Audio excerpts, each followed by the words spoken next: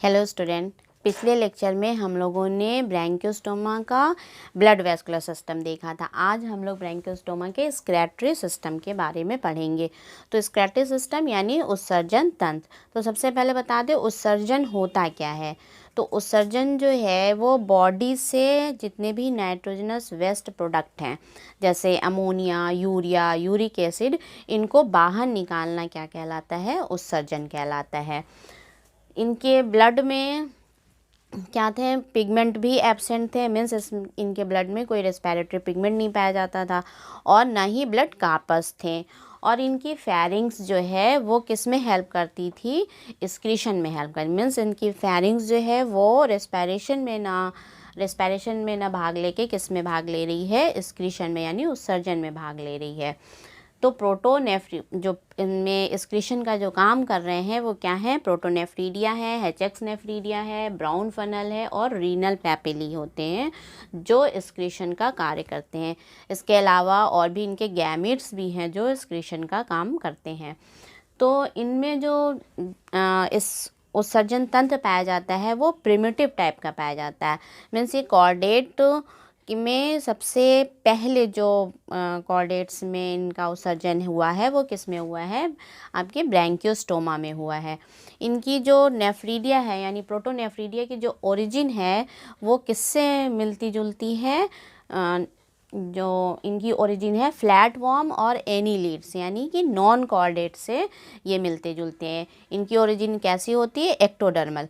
और जितने कॉर्डेट्स होते हैं उनमें जो नेफ्रीडिया होते हैं उनकी ओरिजिन कैसी होती है? वो मीजोडर्म होते हैं या कैसे होते हैं? सीलोमोडक्ट होती है। मीन्स सीलोम का ही रूपांतरित पार्ट होती है या मेजोडर्म से उनकी ओरिजिन होती है। और इनकी ओरिजिन किससे हुई है? एक्टोडर्मल हुई है। तो एक्टोडर्मल ओरिजिन हमें कहाँ देखने को मिलती है? नॉन कॉर्डेटा में। इसीलिए ये माना गया है कि बिल्कुल प्रिमिटिव टाइप का, मीन्स जो कॉर्डेट में सबसे पहले आया उत्सर्जन वो पाया जाता है ब्रैंकियोस्टोमा में। और ये फ्लैट वर्म और जो एनीलिड्स हैं उनसे समानता रखते हैं। इसीलिए ये ऐसा माना जाता है कि जो इनका इवोल्यूशन हुआ है वो पैरेलल हुआ है, यानी एनीलिड्स और जो फ्लैट वर्म है उन्हीं के साथ साथ ब्रैंकियोस्टोमा का भी इवोल्यूशन हुआ है। तो अब हम देख लें कि ये इनकी पोजीशन कहाँ पे है और ये कैसे उत्सर्जन का कार्य करते हैं। तो सबसे पहले प्रोटोनेफ्रीडिया देख लें। प्रोटोनेफ्रीडिया जो है ये फेरिंग्स के वॉल पे जो फेरिंग्स की वॉल में गिल्स बार थे उस पे स्थित होती हैं। तो प्रोटोनेफ्रीडिया कैसे होते हैं? एक मुड़ी हुई ट्यूब होती है। आप ये डायग्राम में देख रहे हैं प्रोटोनेफ्रीडिया कैसा है? एक मुड़ी हुई ट्यूब लाइक स्ट्रक्चर है। और ये फेरिंग्स है, ये क्या है? फेरिंजियल वॉल है। फेरिंजियल वॉल पे ये क्या है? गिल्स स्लिट है। और ये क्या है? गिल्स बार। ये सब गिल्स बार हैं। तो गिल्स बार पे ये जो सिलोमिक कैविटी, बीच में क्या है? गिल्स बार में सिलोमिक कैविटी, इस सिलोमिक कैविटी पर स्थित होते हैं प्राइमरी और सेकेंडरी। ये प्राइमरी गिल्स बार, ये सेकेंडरी, ये प्राइमरी गिल्स बार, ये सेकेंडरी गिल्स बार है। तो प्रोटोनेफ्रीडिया का जो स्ट्रक्चर है वो यहाँ पे देख लीजिए। प्रोटोनेफ्रीडिया कैसे होते हैं? इसमें दो लिम्स होती हैं, एक ये वर्टिकल लिम्ब हो गई, एक हॉरिजॉन्टल लिम्ब हो गई। तो जो वर्टिकल लिम्ब होती है इसे बोला जाता है एंटीरियर लिम्ब।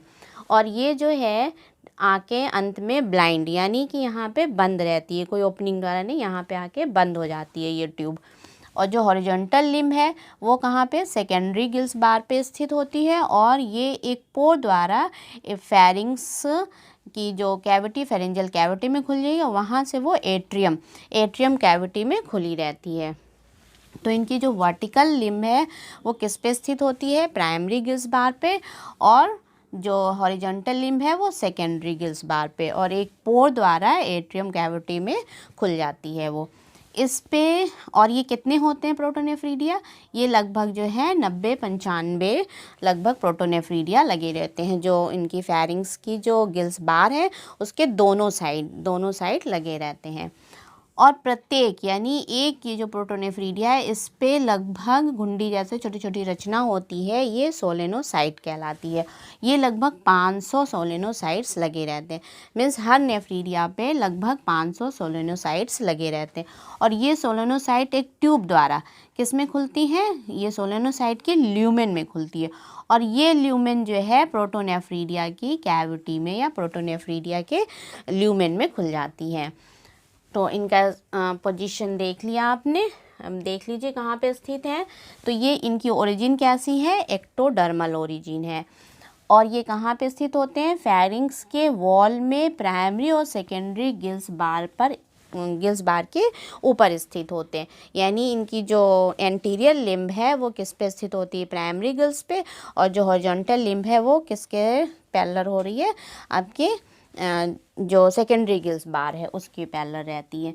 तो एंटीरियर जो लिम्ब है या जो वर्टिकल लिम्ब है वो प्राइमरी गिल्स बार पे, तथा जो पोस्टीरियर और हॉरिजॉन्टल लिम्ब है वो सेकेंडरी गिल्स बार पर स्थित होती है।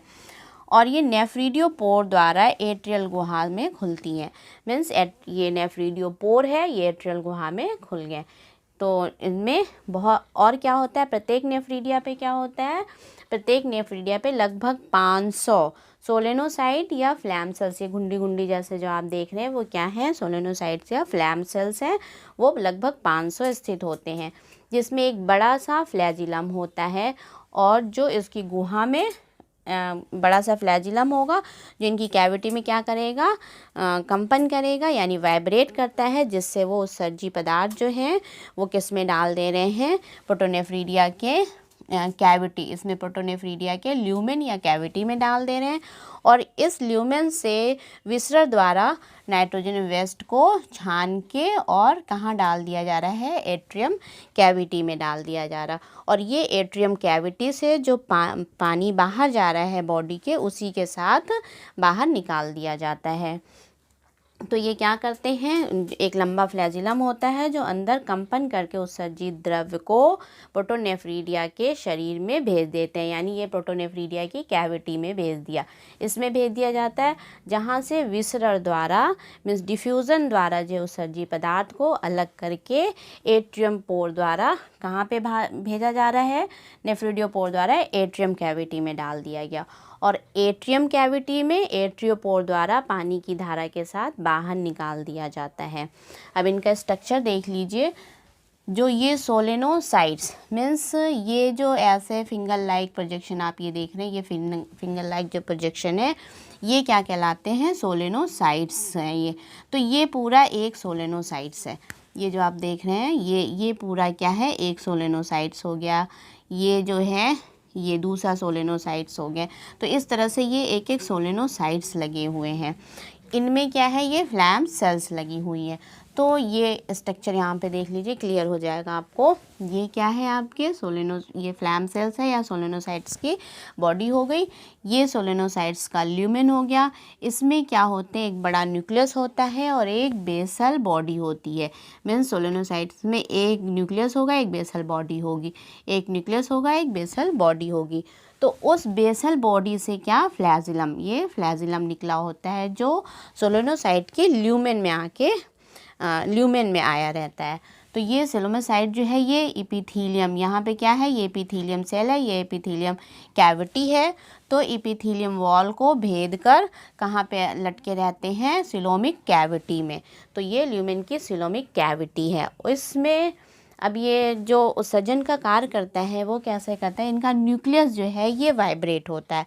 तो ये न्यूक्लियस वाइब्रेट होने से इनकी बॉडी क्या वाइब्रेट होती है, जिससे ये फ्लैजिलम, ये जो फ्लैजिलम देख रहे हैं ये फ्लैजिला वाइब्रेट करता है, जिससे जितने नाइट्रोजन वेस्ट मटेरियल है वो कहाँ भेज दिए जा रहे हैं, ल्यूमेन में। इस ल्यूमेन में आ गया। और इस ल्यूमेन से कहाँ आ गया, ये जो हॉरिजॉन्टल लिम्ब है या कैविटी है, इसकी हॉरिजॉन्टल कैविटी, उसमें भेजे जाते हैं। या वर्टिकल लिम्ब यहाँ से आ रहे हैं, वर्टिकल लिम्ब में आ जाता है। अब फेरिंग्स की जो वॉल होती है वो बहुत हाईली वेस्कुलर होती है, यानी इसमें ब्लड जो है बहुत अधिक मात्रा में सप्लाई होता है। तो यह किनारे से ब्लड से क्या करते हैं, ये सोलेनोसाइट जो हैं इनके वाइब्रेशन से जो नाइट्रोजन वेस्ट है किस में आ गया, वर्टिकल लिम्ब या हॉरिजॉन्टल लिम्ब की कैविटी में आ गया। वहाँ से इस कैविटी में डिफ्यूज़न के द्वारा जो है अलग, जितने नाइट्रोजन वेस्ट हैं उनको डिफ्यूज़न के द्वारा अलग कर लिया जाता है और अलग करके नेफ्रिडियोपोर, ये क्या है, नेफ्रिडियोपोर है, इस नेफ्रिडियोपोर के द्वारा एट्रियम कैविटी में डाल दिया जाता है। अब एट्रियम कैविटी में आ गया, एट्रियम कैविटी में जो जल की धारा बाहर निकल रही है एट्रियोपोर द्वारा, उस एट्रियोपोर द्वारा पानी के साथ बाहर निकाल दिया जाता है। नेक्स्ट पार्ट आप देख लीजिए, हेचेक्स नेफ्रीडिया मीन्स दूसरा जो है उत्सर्जन का कार्य कौन कर रहा है, हेचेक्स नेफ्रीडिया करते हैं। तो हेचेक्स नेफ्रीडिया भी कैसे होते हैं, प्रोटोनेफ्रीडिया की तरह ही मुड़ी हुई संरचना होती है, लेकिन ये जो हैं कहाँ पे पाए जाते हैं, ये नोटोकॉर्ड के बाईं तरफ।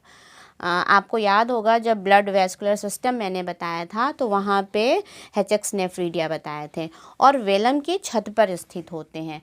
तो इन ये कहाँ पे होते हैं हेचेक्स नेफ्रीडिया, आपको याद होगा, मीन्स ये इनकी बॉडी थी, ये आपका यहाँ पे नोटोकॉर्ड गई थी, ये ओरल हुड था इस तरह से, यहाँ पे क्या था, वेलम, इस तरह से संरचना थी, ये वेलम था, यहाँ पे ये हेचेक्स पिट थी। तो यहाँ पे प्रोटोनेफ्रीडिया ये पाए जा रहे हैं और कैसे हैं, मीन्स जो डॉर्सल एओर्टा, दो ब्लड वेस्कुलर जब सिस्टम बताया था मैंने तो दो डॉर्सल एओर्टा याद होगा, ये दो ऐसे लैटरल डॉर्सल एओर्टा था जो आगे चल के ऐसे एक मीडियन डॉर्सल एओर्टा में बन गया था। तो यहाँ पे ये हेचेक्स नेफ्रीडिया ऐसे लगे हुए थे, जो फेरिंग्स मीन्स ब्लड किस में जा रहा था, फेरिंग्स से जब ब्लड सप्लाई हो रहा था तो ये किस में जा रहे हैं, इस तरह से ऐसे लगे हुए थे। तो यहाँ से ये ब्लड ले रहा था डॉर्सल एओर्टा जो है, तो यहाँ पे ये आपके हेचेक्स नेफ्रीडिया लगे रहते। तो वहाँ पे ये ब्लड से क्या है, नाइट्रोजन वेस्ट को छान ले रहे हैं और छान के कहाँ डाल दे रहे हैं, फेरिंग्स में डाल दे रहे हैं। और फेरिंग्स की जब कैविटी में आ गया तो फेरिंग्स से कहाँ आ जाता है, एट्रियम कैविटी में, एट्रियम गुहा में आ गया, एट्रियम गुहा से एट्रियोपोर द्वारा बाहर निकाल दिया जाता है। तो हेचेक्स नेफ्रीडिया जो है वो कहाँ पे हैं और कैसे हैं, ये सेम प्रोटोनेफ्रीडिया की ही तरह होते हैं। तो ये कैसा हो गया, यह प्रोटोनेफ्रीडिया के समान होता है और यह नोटोकॉर्ड के बाईं ओर, नोटोकॉर्ड के बाईं तरफ वेलम की छत पर स्थित होता है। और क्या करते हैं, ये भी मुड़ी हुई नलिका है, मीन्स इसमें भी दो लिम्ब पाए जाएंगे, एक वर्टिकल लिम्ब और एक हॉरिजॉन्टल लिम्ब। तो इस पे भी बहुत सारी फ्लैम सेल्स या सोलेनोसाइट्स लगी रहती हैं। इनका जो अग्रसिरा है वो कहाँ, जो अग्रसिरा यानी एंटीरियर लिम्ब जो है वो हेचेक्स पिट के सामने समाप्त हो जाता है और जो पश्च सिरा है यानी पोस्टीरियर जो है वो कहाँ पे, वेलम के नीचे फेरिंग्स में खुलता है।